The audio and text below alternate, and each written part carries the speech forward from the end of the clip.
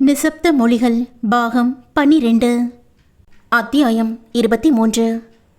வாழ வேண்டிய வயதில் பெண் இப்படி கால் இழந்து முடங்கி போனால் அவளது எதிர்காலம் என்னவாகும் என்ற பயம் நந்தினியின் அன்னை ஷீலாவின் மனதை கலங்க வைத்தது. நந்தினிக்கு விபத்து என்றதும் காண வருகிறோம் என்ற அண்ணன் குடும்பம் அவளுக்கு கால் போன விஷயம் தெரிந்ததும் வராமல் அப்படியே பதுங்கிக் கொண்டது. ஷீலாவின் அண்ணி ஃபோன் செய்து, வருணுக்கு திடீர்னு ஒரு வெளியூர் வேலை வந்துருச்சு, அவன் இல்லாம நாங்க மட்டும் எப்படி வர முடியும் என்றவர் அடுத்து பக்குவமாய் தனது மனதில் உள்ளதையும் சொன்னதை கேட்டு ஷீலாவுக்கு மகளது கல்யாண ஆசை தொலைந்து போனது. ஷீலா, கல்யாண பேச்சை தொடங்கினதுமே இப்படி அபசகுணமா நடக்குதுன்னா அவங்களுக்குள்ள ஏதோ பொருத்தம் சரியில்லைன்னு தானே அர்த்தம். அதனால இனி அதை பத்தி பேச வேண்டாம்னு நினைக்கிறேன். வருண் வந்ததும் நாங்க அவளை பார்க்க வரோம் என்று மலையாளத்தில் கூறி போனை வைத்துவிட மனதிற்குள் சொந்தத்தில் இருந்த நம்பிக்கை அறவே முறிந்து போனது. ஆதித்யாவுக்கும் நந்தினிக்கும் உள்ள காதலை பற்றி அவர்களுக்கு தெரியாவிட்டாலும் அவன் தன்னை நந்தினியின் நண்பன் என்று அவர்களிடம் கூறிக்கொண்டாலும் ஆதியின் துடிப்பும் பதட்டமும் நந்தினிக்காய் தனது கையில் இருந்த சேமிப்பு முழுவதும் கொண்டு வந்து கொடுத்ததும் எல்லாம் அது வெறும் நட்பு மட்டுமல்ல என்பதை அவர்களுக்கு உணர்த்தி கொண்டிருந்தது.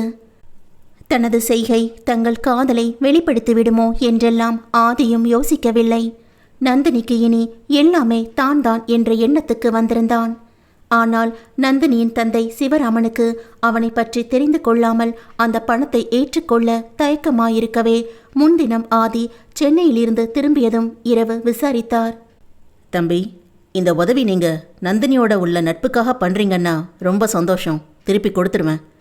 இல்லை வேறு எதுவும் நினச்சி பண்ணுறீங்கன்னா என்று இழுக்கவும் ஆதி அவருக்கு புரிந்து விட்டதோ என்பது போல் நோக்கினான்.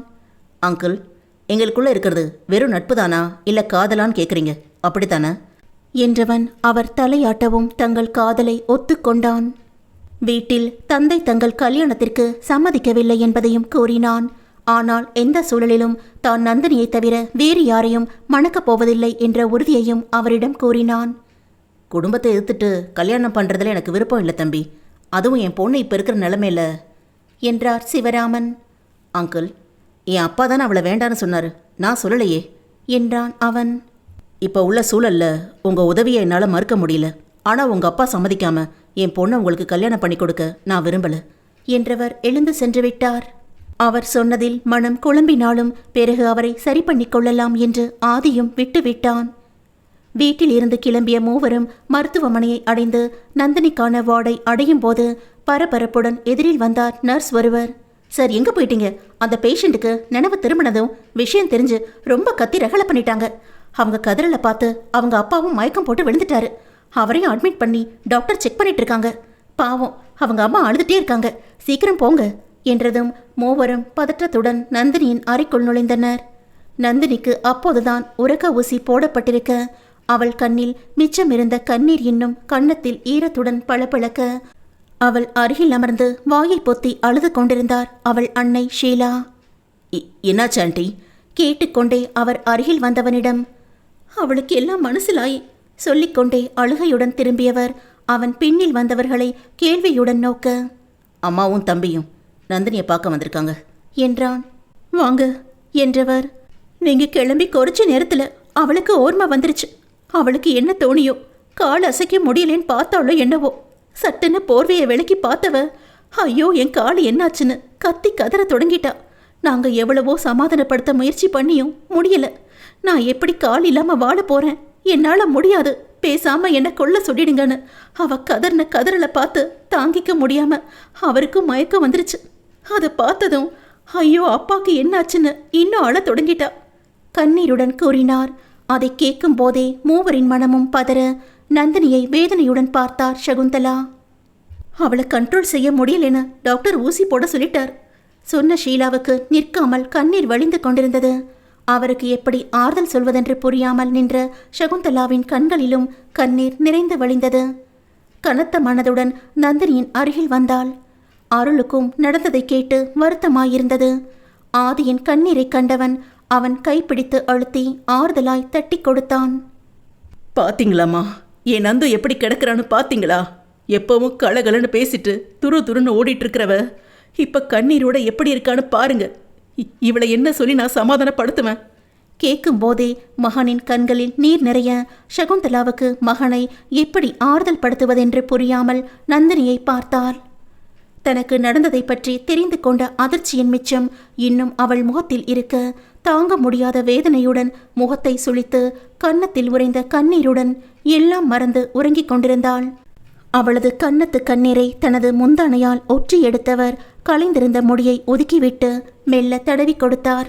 இத்தனை அழகான நல்ல பொண்ணுக்கு இப்படி ஒரு துயரம் நடந்திருக்க வேண்டாம். கடவுளே, உனக்கு அப்பப்ப கண் இல்லாம போயிடுமா என மனதிற்குள் கேள்வி கேட்டுக்கொண்டே அவள் முகத்தையே பார்த்தார்.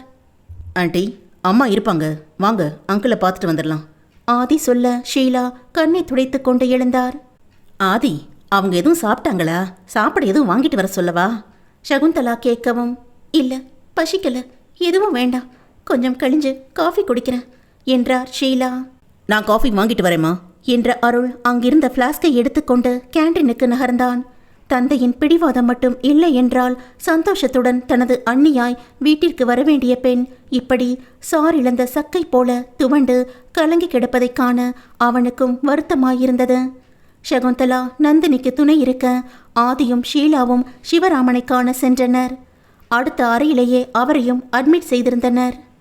கையில் ட்ரிப்ஸ் ஏறிக்கொண்டிருக்க சோர்வுடன் படுத்திருந்தவருக்கு மயக்கம் தெளிந்திருந்தது.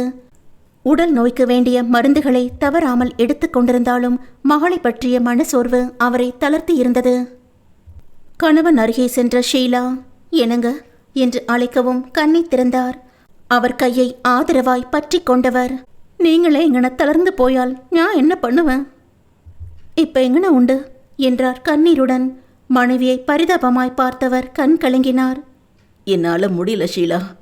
ஐயோ, என் காலு போச்சே, இனி நான் எப்படி இருக்க போறேன்? நந்தினி கதர்ன கதறல் என் நெஞ்சுக்குள்ள இடி விழுந்தது போல கேட்குது. அவளை எப்படி சமாதானப்படுத்துவோம்? அவள் எதிர்காலம் என்ன ஆகும்னு மனசுக்குள்ள தோணுன பயம் என்ன தளர்த்திடுச்சு. இனி நம்ம பொண்ணு வாழ்க்கை அவ்வளவுதானா? கேட்கும் போதே கண்ணீர் வழிந்தது. அவருக்கு பதில் சொல்ல தெரியாமல் ஷீலாவும் கலங்க ஆதிக்கு கலக்கமாயிருந்தது. அங்கிள், நான் தான் நந்தினி என் பொறுப்புன்னு சொல்லியிருக்கேன்ல. நீங்கள் தைரியமாக இருந்தால் தானே அவளுக்கு நம்பிக்கை கொடுக்க முடியும். நீங்களே இப்படி தளர்ந்து போனால் எப்படி அங்கிள்? தம்பி, நீங்கள் நல்லவர் தான். நந்தினி மேலே ரொம்ப பிரியம் வச்சுருக்கீங்கன்னு எங்களுக்கும் புரியுது. ஆனால் வீட்டில் சம்மதிக்காமல் உங்கள் கல்யாணத்துக்கு ஒத்துக்க முடியாது. கல்யாணம் எல்லாம் அப்புறம் பார்த்துக்கலாம் அங்கிள். முதல்ல நந்தினி நல்லபடியாக குணமாகி வரட்டும். அவன் மனசெலவில் தளர்ந்துடாமல் பார்த்துக்கணும். அதே இப்போ ஒன்றும் யோசிக்கிறதுல அர்த்தம் இல்லை. முதல்ல நம்ம பொண்ணை எங்கன சமாதானிப்பிக்கும் என்று பார்ப்போம். அவளுடைய முன்னில் நீங்கள் தளரன் பாடில்லை. சரி, அவள் பக்கத்தில் நர்ஸ் இருக்காங்களா? 2 பேர் இங்கே வந்துட்டீங்க. இல்லை அங்கிள், என் அம்மாவும் தம்பியும் வந்திருக்காங்க. அவள் பக்கத்தில் அம்மா இருக்காங்க. ஓ என்றவரின் முகம் யோசனையை காட்ட அவர் மனமோ ஒருவேளை அம்மாவுக்கு இவர்கள் கல்யாணத்தில் விருப்பம்தானோ என மனதிற்குள் நினைத்தார். சரி, ரெஸ்ட் எடுக்கு, நான் நந்தினி கிட்ட போகாம். நான் அம்மா வளைச்சிட்டு வரேன் அங்கிள் என்ற ஆதியும் ஷீலாவுடன் நடந்தான். நந்தினியின் சோர்ந்த முகத்தையே கவலையுடன் பார்த்து கொண்டிருந்த சகுந்தலா, அம்மா வாங்க, நந்து அப்பாவை பார்த்துட்டு வந்துடலாம் என்ற மகன் சொல்லவும் நிமிர்ந்தார். நான் இருக்கேன், நீங்கள்ட போயிட்டு வரேன் என்று ஷீலாவும் சொல்ல எழுந்து அவனுடன் சென்றார். அதற்குள் ஆதியின் அலைபேசி சினுங்க தொடங்க எடுத்து பார்க்க ஆஃபீஸிலிருந்து அழைப்பு வந்தது. அங்கிள், இவங்க என் அம்மா என்று அவசரமாய் அவரிடம் சொன்னவன், நீங்கள் பேசிட்டுருங்கம்மா, எனக்கு ஆஃபீஸ் கால் வருது, நான் அட்டன் பண்ணிட்டு வரேன் என்று கையில் ட்ரிப்ஸ் ஏறிக்கொண்டிருக்க மறு கையை முகத்தின் மீது வைத்து படுத்திருந்தவர் ஆதியின் குரலில் கையை நீக்கிவிட்டு அவன் அன்னையை நோக்கினார். வணக்கம், இப்போ உங்களுக்கு உடம்பு பரவாயில்லையா? புன்னகையுடன் சகுந்தலா பேசத் தொடங்க அலைபேசியில் திரும்ப ஆஃபீஸுக்கு அழைத்த ஆதி அறைக்கு வெளியே சென்று பேசத் தொடங்கினான். ஒரு முக்கியமான ப்ராஜெக்ட் விஷயமாய் கேட்டதற்கு அழைத்திருந்தனர். முடிந்தால் அடுத்த நாள் அலுவலகம் வருமாறு கேட்டனர். நந்தினிக்கு மருத்துவ உதவிக்கும் அவர்கள் அலுவலகம் ஒரு கணிசமான தொகையை தருவதாய் ஏற்றுக்கொண்டது. காஃபியுடன் வந்த அருள் அன்னையை கண்டுவிட்டு அறைக்கு வர அன்னை அடுத்த அறையில் அவள் தந்தையை காண சென்றதை அறிந்து அவனும் பார்க்க சென்றான். கவலைப்படாதீங்க அண்ணா, நடந்த எதையும் மாற்ற முடியாது, ஆனால் முடிஞ்ச வரைக்கும் சரி பண்ண முயற்சி செய்வோம். சொல்லிக் கொண்டிருந்தவர் அருள் உள்ளே நுழைவதைக் கண்டு கலங்கிய கண்ணை துடைத்துக் கொண்டார். இது என் 2வது பிள்ளை அருள்மொழிவர்மன், 3வது பொண்ணு பேரு குந்தவை. சகுந்தலா சொல்லவும் அன்போடு அவனை நோக்கினார் சிவராமன். வாங்க தம்பி, என்ன படிக்கிறீங்க என்றார் அன்புடன். என்ஜினியரிங் ஃபைனல் இயர் படிக்கிறேன் அங்கிள். இப்போ உங்களுக்கு பரவாயில்லையா என்றான் அவனும். எனக்கு எப்பவும் உடம்புக்கு பிரச்சனை தான் தம்பி, அதை விடுங்க. மனசு தெம்பா இருந்தால் போதும். ஆமாம், காஃபி வாங்கிட்டு வந்தேன், உங்களுக்கு இங்கே கொண்டு வரட்டுமா? அருள் கேட்கவும், நானே வரேன்ப்பா என்றவர். தைரியமாக இருங்க அண்ணா, நாங்களும் இங்கே தான் இருப்போம். நாம தான் நந்தினிக்கு நம்பிக்கை கொடுக்கணும் என்று அவருக்கு ஆறுதல் சொல்ல ஃபோன் பேசிவிட்டு ஆதித்யா உள்ளே வந்தான். ஆமாம், நீங்கள் போய் காஃபி குடிங்க, ஆன்ட்டிக்கும் கொடுங்க. அங்கிளுக்கு ட்ரிப்ஸ் முடிஞ்சு தான் விடுவாங்க, அவர் ரெஸ்ட் எடுக்கட்டும் என்றான். ரெஸ்ட் எடுங்கண்ணா, அப்புறமா பேசுவோம் என்றவர் எழுந்து கொள்ள ஆதி திகைப்புடன் நோக்கினான். வெளியே வந்ததும் அன்னையிடம் கேட்டான். என்னம்மா சட்டுன்னு அவரை அண்ணான்னு கூப்பிட தொடங்கிட்டீங்க? பாவம், ரொம்ப நல்ல மனுஷன். உனக்கு மாமனார்னா எனக்கு அண்ணன் போலதானே என்றவரின் முகத்தில் யோசனை தெரிந்தது. அவர்கிட்ட நந்தினியை மருமகளாக்கிக்க சம்மதம்னு சொல்லிட்டீங்களாமா என்றான் ஆவலுடன். யார் சம்மதிக்கலைனாலும் நீ மாற போறதில்ல, அப்புறம் சும்மா வீம்பு பிடிச்சி என்ன பண்றது? ஆனாலும் எனக்கு உன் மேல கோவம்தான். நீ அப்பாவை அப்படி பேசியிருக்க கூடாது. இல்லம்மா, நான் பேசினது தப்பா சரியான யோசிக்கிற நிலைமையில நான் இல்லை. அவர் செஞ்ச தப்பு தான் நந்துவை இந்த நிலைமையில படுக்க வச்சிருக்கு. அவர் எதுக்கு அவளை ஃபோன் பண்ணி மிரட்டணும்? அது தப்பு தானே. நான் முன்ன பின்ன வார்த்தைகளை விட்டது வேணும்னா தப்பா இருக்கலாம்.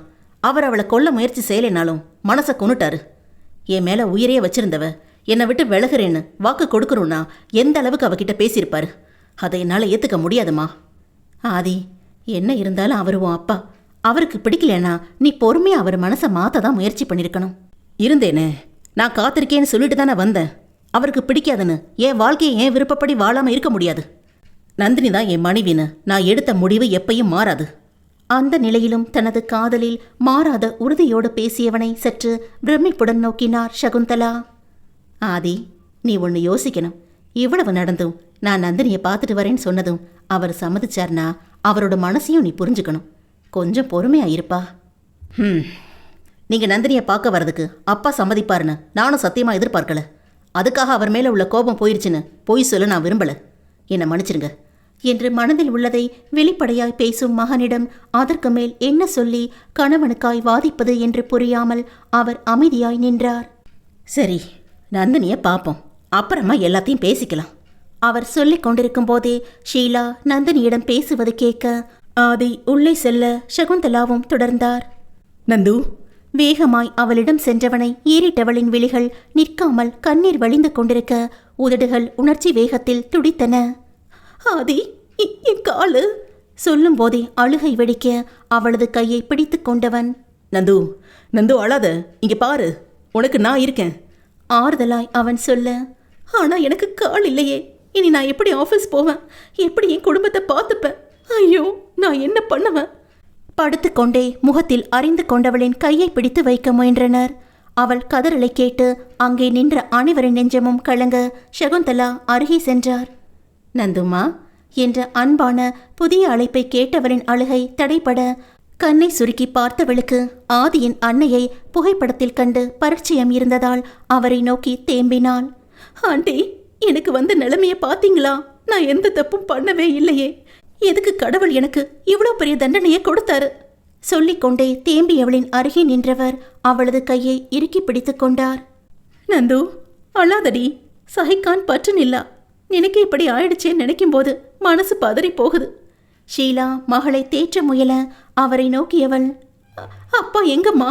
அவருக்கு ஒன்று இல்லையே என்றாள். தந்தையை காணாமல் தனது நிலை மறந்து தந்தைக்கு எதுவும் நேர்ந்ததோ என்று துடிக்கும் அன்பு மகளை காண்கையில் அவருக்குள் துக்கம் பொங்க வெடித்து கதறினார். ஐயோ ஆண்டி, நீங்களே இப்படி தளர்ந்து போனா அவளுக்கு எப்படி ஆறுதல் சொல்றது என்றான் ஆதி. முகத்தை மூடிக்கொண்டு கதறி எழும் நந்தினியை காண எல்லோரின் இதயத்திலும் கண்ணீர் வழிந்தது.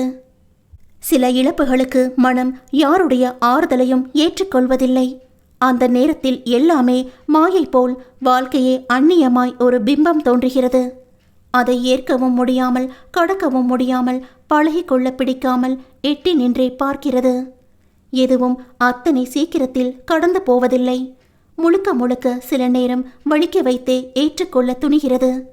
ஏற்றுக்கொண்டதெல்லாம் மனதுக்கு என்றும் ஏற்புடையதல்லவே. அத்தியாயம் 24. அன்றைய நாள் முழுவதும் நந்தினியின் அழுகையிலும் அவளை மற்றவர்கள் சமாதானப்படுத்தும் முயற்சியிலும் கழிய அடுத்த நாள் அவளிடம் ஒரு தெளிவு தெரிந்தது. இனி தனக்கான வாழ்க்கை இப்படித்தான் என்ற புரிதல் வந்திருக்க அழுகை குறைந்து முகத்தில் ஒரு இறுக்கம் தெரிந்தது. அமைதியாய் இருந்தவளைக் கண்டு பெற்றோரின் மனம் வருந்தினாலும் அவளது அழுகை நின்றதில் அவர்களுக்கும் சிறிய சமாதானம் தோன்றியது. கீழே விழுந்ததில் நந்தினியின் உடம்பில் ஆங்காங்கே சின்ன சின்ன காயம் இருக்க அதில் நர்ஸ் மருந்து வைத்து கொண்டிருக்க ஷீலா அருகில் இருந்தார். சிவராமன் ஏதோ மருந்து வாங்குவதற்காய் கீழே சென்றார். காலையில் அவர்களுக்கான உணவுடன் சகுந்தலா அங்கே சென்றபோது அவரை கண்டு சோகமாய் புன்னகைத்தவளை சற்று வியப்புடன் நோக்கினார் அவர். முன்தினம் இரவு தான் வீட்டுக்கு கிளம்பும் வரை அழுது கொண்டிருந்தவளிடம் இன்று மாற்றம் வந்திருக்கிறது. கொஞ்சம் கலக்கத்தை போக்கியது. அவள் மனது தன் நிலையை உள்வாங்கிக் கொண்டது என புரிந்து கொண்டவர் அருகில் அமர்ந்தார்.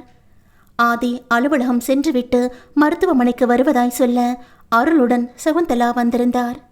சார் வந்ததும் சொல்லுங்க, இன்ஜெக்ஷன் போட வரேன் என்று சொல்லி நர்ஸ் கிளம்ப சகுந்தலா அவளிடம் கேட்டார். நந்தினி, டிஃபன் சாப்பிட்றியாமா? இல்லை ஆண்டி, அப்புறம் போதும். ஆதி வரலையா என்றவளின் பார்வை வாசலை தேடியது. ஆஃபீஸ்க்கு போயிட்டு வந்துடுறேன்னு சொன்னாமா? என்றவள் மேலே பேசாமல் அமைதியானாள். அவள் கையை பிடித்து கொண்ட சகுந்தலா, நந்தினி கவலைப்படாதம்மா. நடக்கிற எதையும் நம்மால மாற்ற முடியாது, நடக்காம தடுக்கவும் முடியாது. ஆனா அதை கடந்து வர முயற்சி பண்ணணும், சரியா? என்றவள் கண்ணில் கண்ணீர் நிறைய சற்றென்று அதை உள்ளிழுத்து கொண்டு சிரித்தாள். புரியுது ஆண்டி, ஆனா மனசு ஏத்துக்க மாட்டேங்குது. சரி, முதல்ல சாப்பிடு, மாத்திரை போடணும்ல. அண்ணி, நீங்களும் சாப்பிடுங்க என்றார் ஷீலாவிடம். அவரது அழைப்பு நந்தினியை குழப்ப அவரை யோசனையுடன் பார்த்தாள். அதற்குள் ஷீலாவின் கையில் இருந்த அலைபேசி அலற பார்த்தவர், சின்னவ கூப்பிடுறா, பேசிட்டு வந்துடுறேன் என்று வெளியே சென்றார்.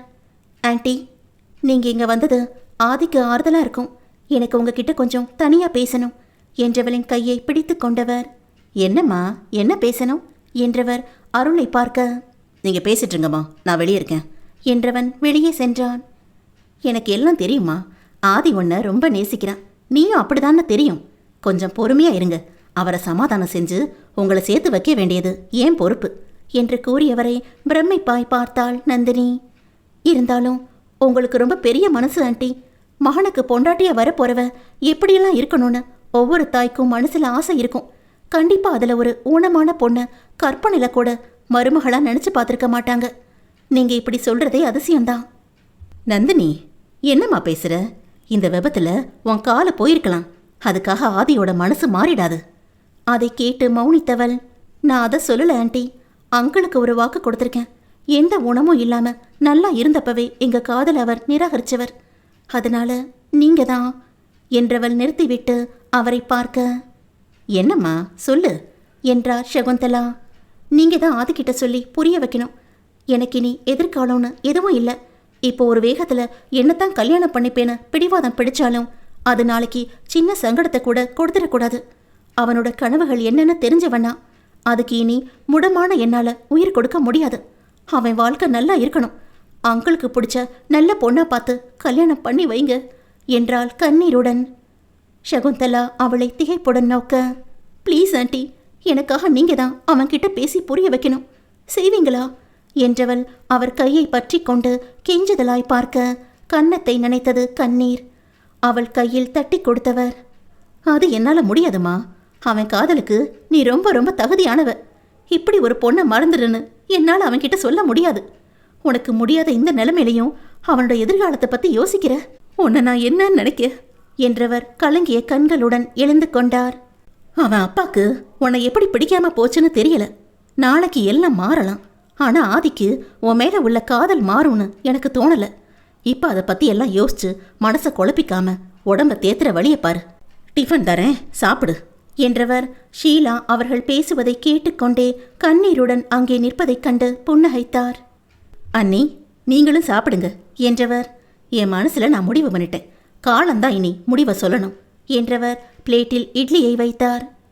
அதற்கு பிறகு ஏதேதோ நடந்துவிட்டது. அன்று இரவு சகுந்தலாவும் அருளும் சென்னை கிளம்பி சென்றனர். கணவரிடம் நந்தினியை பற்றி கவலையும் பெருமையுமாய் சகுந்தலா சொல்ல உர்ரென்ற முகத்துடன் கேட்டுக்கொண்ட சுந்தரம், இங்கே பாரு சகு, அந்த பொண்ணு மேலே எனக்கு தனிப்பட்ட கோபம் எதுவும் இல்லை. ஆனால் உன் மகன் மேலே அப்படி இல்லை. அவனை இந்த ஜென்மத்துக்கும் நான் மன்னிக்க மாட்டேன். அந்த பொண்ணுக்கு இப்படி ஆனதில் வருத்தப்பட்டு தான் உன்னை பார்க்க அனுப்பினேன். ஆனால் இதே காரணம் வச்சு உன் மூத்த பிள்ளைகிட்ட உறவு கொண்டாட நினச்சா என்னை தலை முழுகிடுங்க என்றவர் அவர்கள் பேசுவதை கேட்டுக்கொண்டிருந்த குந்தவை அருளையும் நோக்கி, உங்கள் எல்லாருக்கும் தான் சொல்கிறேன், எனக்கு தெரியாமல் யாராச்சும் அவனோட பேசுனீங்கன்னா அது நான் செத்ததுக்கு சமம் என்று கொஞ்சம் கூட இரக்கமில்லாமல் அதே கோபத்தோடு சொல்லி சென்றார்.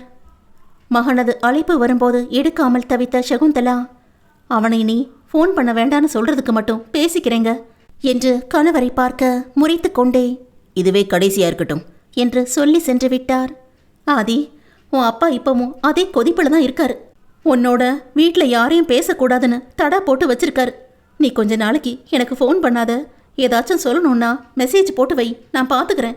நந்தினியை கவனிச்சுக்கடா, அவ இனி உன் பொறுப்பு, உன்னையும் பார்த்துக்கோ என்று வைத்து விட்டார். நந்தினியின் பெற்றோரின் அலைபேசியில் அடிக்கடி பேசிய சகுந்தலா நந்தினியின் உடல்நிலையை விசாரித்து கொண்டார். நந்தினிக்கு செயற்கை கால் வைப்பதை பற்றி டாக்டரிடம் விசாரிக்க, காலில் காயம் முழுமையாய் ஆறிய பின்னரே அதற்கான முயற்சியை எடுக்க முடியும் என்று கூறிவிட்டனர். காலில் காயம் ஓரளவிற்கு ஆறியதும் நந்தினியின் பெற்றோர் அவளை கேரளா அழைத்து செல்வதாக சொல்ல, முரண்டு பிடித்த ஆதி அவள் இங்கேயே இருக்கட்டும், நான் பார்த்து கொள்கிறேன் என்று சொல்ல நந்தினி முறைத்தாள். விளையாடாதாதி, நீ ஆஃபீஸ் போகாம என்னோட இருக்க முடியுமா? நாங்கள் கிளம்புறோம் என்றாள். உன்னை பார்த்துக்க ஒரு சர்வெண்ட் ஏற்பாடு பண்ணிடுறேன், நீ இங்கே இரு நந்து ப்ளீஸ். என்னோட தனியாக இருக்கிறதான் பிரச்சனைனா நாம் நாளைக்கே கூட கல்யாணம் பண்ணிக்கலாம் என்றவனை கோபத்துடன் முறைத்தாள். ஆதி, எல்லாமே உனக்கு விளையாட்டு தானா? இப்போ நான் இருக்கிற மனநிலைக்கு எனக்கு தனிமை தேவை. அது மட்டும் இல்லை, நம்ம வீட்டு பெரியவங்க சம்மதிக்காம நம்ம கல்யாணம் நடக்காது. நீ இது வரைக்கும் எனக்கு பண்ண செலவு உதவி எல்லாம் ரொம்ப பெருசு. அதுக்கு நன்றி சொல்லி உன் காதலை கொச்சப்படுத்த விரும்பல. ஆனால் இப்போ எனக்கு கல்யாணத்தை பற்றி எந்த ஐடியாவும் இல்லை. அங்கிளுக்கு நான் கொடுத்த வாக்கு எப்பவும் மாறாது என்றாள் உறுதியாக.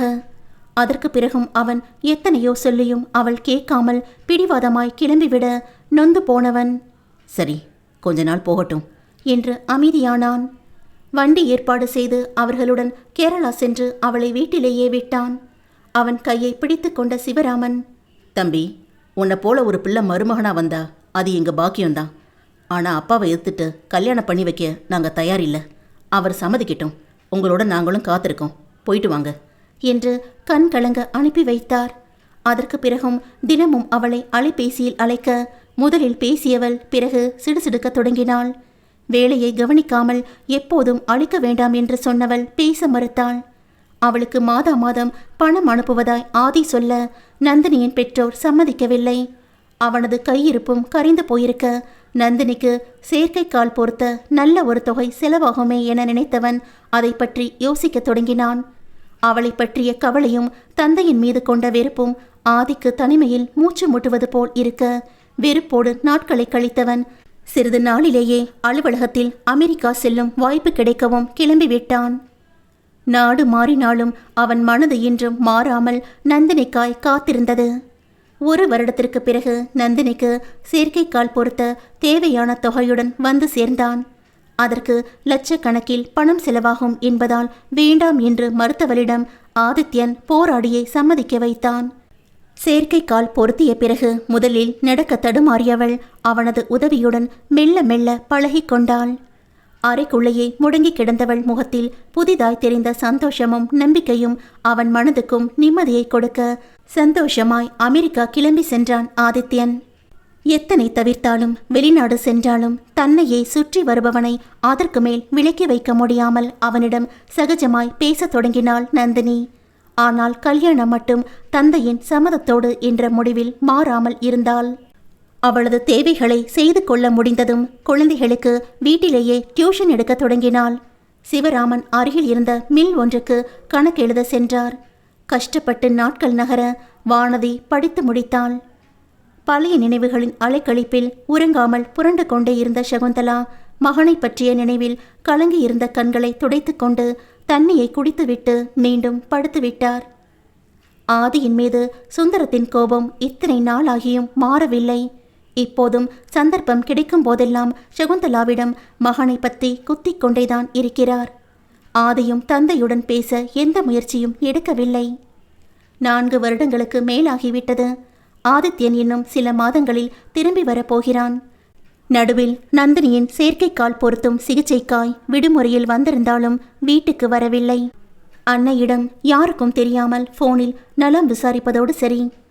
காலம் சின்ன சின்ன மாற்றங்களை கொடுத்திருந்தாலும் மிகப்பெரிய மாற்றம் எதுவுமின்றி அப்படியே தான் இருந்தது. காலையில் எழுந்த குந்தவை அன்னை சொன்ன செய்தியை கேட்டு அதிர்ந்தாள். என்னம்மா சொல்றீங்க? இன்னைக்கு என்ன பொண்ணு பார்க்க வராங்களா? அப்பா ஃப்ரெண்டு ராஜ்மோகன் அங்கிளோட பையனுக்கு உன்னை கேட்டாங்களாம். அவங்க பையன் ஜாதகத்தில் சீக்கிரம் பொண்ணை முடிவு பண்ணி நிச்சயம் வைக்கணும்னு சொன்னாங்க போல. அவங்களுக்கும் உன் நினைவு வந்து இவர்கிட்ட கேட்டிருக்காங்க. அவங்க குடும்பத்தில் பொண்ணு கொடுக்க கசகவா செய்யும். இவர் உடனே ஓகே சொல்லி இன்னைக்கே பொண்ணு பார்க்கவும் வர சொல்லிட்டாரு என்று விளக்கமாய் சொல்லி முடித்தார். அதுக்காக இன்னும் படிச்சே முடிக்கல, உடனே கல்யாணம்னு சொன்னா எப்படிம்மா என்றவளின் மனதிற்குள் அழகாய் கண் சிமிட்டினான் தேவ். முன்தினம்தான் என்னை பிடிக்கவில்லையா என்ற அவனது கேள்விக்கு பிடிக்காமல் இல்லை என்று மறைமுகமாய் தனது விருப்பத்தை சொல்லியிருந்தாள். இன்றோ வேறு ஒருவனுடன் சம்பந்தம் பேசிக் கொண்டிருக்கிறார்கள். காதலிக்கிறேன் என்று சொன்னால் தந்தை நிச்சயம் சம்மதிக்கப் போவதில்லை. படித்து முடித்ததும் 1 வருடமாவது வேலைக்கு செல்ல வேண்டும். அதற்குள் தேவ் மனதை நன்றாய் புரிந்து கொண்டு அவன் குடும்பத்திடம் இவளை பெண் கேட்டு வருவது போல் சொல்லித்தான் தனது திருமணத்திற்கு தந்தையை சம்மதிக்க வைக்க வேண்டும் என்றெல்லாம் அவள் பிளான் செய்து கொண்டிருந்தாள். இதென்ன புது குழப்பம்? இதை எப்படி சமாளிப்பது என்று திகைப்பாயிருந்தது. அம்மா ப்ளீஸ்மா, இப்போ எனக்கு கல்யாணம் வேண்டாம்மா. நான் இன்னும் அதுக்கெல்லாம் தயாராகல. அப்பா கிட்ட சொல்லி வேண்டான்னு சொல்லுங்கம்மா. சங்கடத்துடன் முகத்தை வைத்து கொண்டு சொன்ன மகளை யோசனையுடன் பார்த்தார் சகுந்தலா. குந்தவை, அப்பா திடீர்னு கல்யாணம்னு சொன்னது வேணா சரியில்லாமல் இருக்கலாம். ஆனால் இந்த சம்பந்தம் சரியில்லைன்னு சொல்ல முடியாது. ரொம்ப நல்ல குடும்பம். ராஜ் அண்ணாவும் அண்ணியும் ரொம்ப நல்ல மாதிரி. உன்னை சொந்த மகளை போல பார்த்துப்பாங்க. ஒரே பையன், IPS வேற. இதை விட நல்ல சம்பந்தம் எங்கே கிடைக்கும்னு சொல்லு. ஒருவேளை நீயும் உன் பெரிய அண்ணனை போல மனசுக்குள்ள யாரையும் நினச்சிட்டு வேண்டான்னு சொல்றியா என்றார் அவள் முகத்தை ஆழ்ந்து நோக்கிக் கொண்டு. அதை கேட்டு தடுமாறியவள், அப்படிலாம் ஒன்றும் இல்லைம்மா. திடீர்னு கல்யாணம்னு சொன்னதும் ஒரே குழப்பம், அவ்வளவுதான் என்று சமாளித்தாள். அவ்வளவுதானே? கல்யாணம்னு சொன்னதும் எல்லா பொண்ணுகளுக்கும் ஒரு தயக்கம் தடுமாற்றம் வரத்தான் செய்யும். நீ என்ன தெரியாதவங்க முன்னாடி நிற்க போற? உனக்கு பழக்கம் ஆனவங்க தானே. மறுக்காம சாயந்தரம் ரெடியாகு. மற்றதெல்லாம் அப்புறம் பேசிக்கலாம். நிச்சயம் உனக்கு இந்த கல்யாணம் பிடிக்காம இருக்காது சொல்லிவிட்டு சகுந்தலா செல்ல முகத்தை சுளித்து கொண்டே நகத்தை கடித்தாள் குந்தவை. அதுவரை அவர்களை அமைதியாய் பேசவிட்டு ஒதுங்கி நின்று வேடிக்கை பார்த்து கொண்டிருந்த வானதி குந்தவையிடம் வந்தாள். என்ன குந்தவை, ஆன்ட்டி இங்கன பறினது? அப்ப தேவ்? அதான் எனக்கும் புரியல வானதி. அப்பா சொன்ன விஷயத்தை மறுத்தா 1000 கேள்வி கேட்பார். அதுவும் அவங்க தெரிஞ்ச ஃபேமிலி வேற. அந்த பையனை எனக்கு தெரியுமே, சம்சாரிச்சு நோக்கு. இல்லை, அவனை சின்ன வயசுல பார்த்தது. அப்புறம் அவன் ஃபுல்லா ஊட்டி கான்வென்ட்ல ஹாஸ்டல்ல தங்கி தான் படிச்சான். பழக்கம் இல்லை. அவன் போலீஸ்னு வேற அம்மா சொல்றாங்க. கொஞ்சம் கலக்கமா இருக்கு. சரி, பேடிக்காத. பெண்ணு நோக்கா நல்லா வர்ணது வந்து நோக்கட்டு. பின்ன எங்கனெங்களும் சரியாக்கா நோக்காம். வேற வழி. இது தேவுக்கு தெரிஞ்சா என்ன பண்ணுவான்னு தெரியல. அவன் ரொம்ப சீரியஸா லவ் பண்றேன்னு சொல்றான் என்றாள் கலக்கத்துடன். அப்ப நீ சும்மா கழிச்சுதானோ? எனக்கு தேவ் இஷ்டமானவல்ல, சரிக்கு பறையும் என்று வானதி கேட்க அவள் முகம் வாடியது. பிடிச்சிருக்கு. ஆனா இப்போ இந்த சிக்கல்ல எப்படி? அதோக்கே விடு. ஃபர்ஸ்ட் தேவ் விழிச்சு சம்சாரிக்கு. எங்கட நின்ன பொன் காணான் வர்ணத பறையும். ஓகே, நீ கதவுக்கிட்டே இரு. நான் தேவ்கிட்ட எல்லாத்தையும் பேசிட்டு வரேன் குந்தவை சொல்ல வானதி அறைக்கு வெளியே அலைபேசியை நோண்டிக்கொண்டே காவல் இருக்க குந்தவை ஃபோன் செய்தாள். ஹாய் டார்லிங், என்ன சண்டே சர்ப்ரைஸ்? உற்சாகத்துடன் கேட்டவனிடம் விஷயத்தை சொல்ல அவன் பொங்கினான். என்னது, என் டார்லிங்க இன்னொருத்தையும் பொண்ணு பார்க்க வரானா? அதெல்லாம் முடியாது. நான் மட்டும்தான் உன்னை பார்ப்பேன். அவங்க ஈவினிங் தானே வரதா சொன்னேன். நான் பண்ணுற பிரச்சனையில் வேற எவனுமே இனி உன்னை பொண்ணு பார்க்க வராத மாதிரி செய்கிறேன் பாரு என்று துள்ளவும் இவள் பயந்து போனாள். ஐயோ தேவ், எதுவும் பிரச்சனை பண்ணிடாத. நம்ம விஷயம் அப்பாவுக்கு தெரிஞ்சா அவ்வளோதான். இதை நானே ஹேண்டில் பண்ணிக்கிறேன். நீ அமைதியா இரு என்றதும், ஓகே டார்லிங், நீ இவ்வளோ பயப்படுறதுனால நான் எதுவும் பண்ணல. நீயே அந்த மாப்பிள்ளைக்கிட்ட பக்குவமாக பேசி விரட்டி விட்டுரு, சரியா என்றவன் ஃபோனை வைத்துவிட்டு கட்டிலில் உருண்டு புரண்டு சிரித்து கொண்டிருந்தான். அச்சோ என் செல்ல தங்கமே, உனக்கு என்னை பிடிக்காம இல்லைன்னு நேற்று பட்டும் படாமலும் சொன்னேன். இப்போ வேற ஒருத்தன் பொண்ணு பார்க்க வரான்னு நினச்சி ஃபோன் பண்ணி புலம்புற. இன்னைக்கு உனக்கு நான் கொடுக்க போகிற சர்ப்ரைஸ் நினச்சாலே ஐயோ செம்மையா இருக்கே. என் ஸ்வீட் ஏஞ்சலுக்கு ஏதாச்சும் கிஃப்ட் வாங்கணுமே என யோசித்தவன் உற்சாகத்துடன் வெளியே கிளம்பினான். மகனின் சந்தோஷ முகமும் முகத்தில் உறைந்த புன்சிரிப்பும் காணவே நிறைவாயிருக்க அவன் கிளம்புவதை அன்போடு நோக்கி நின்றார் அன்னை தேவிகா. நன்றி. மீண்டும் அடுத்த பாகத்தில் சந்திப்போம். அதுவரைக்கும் ஸ்டே டியூன்ட்.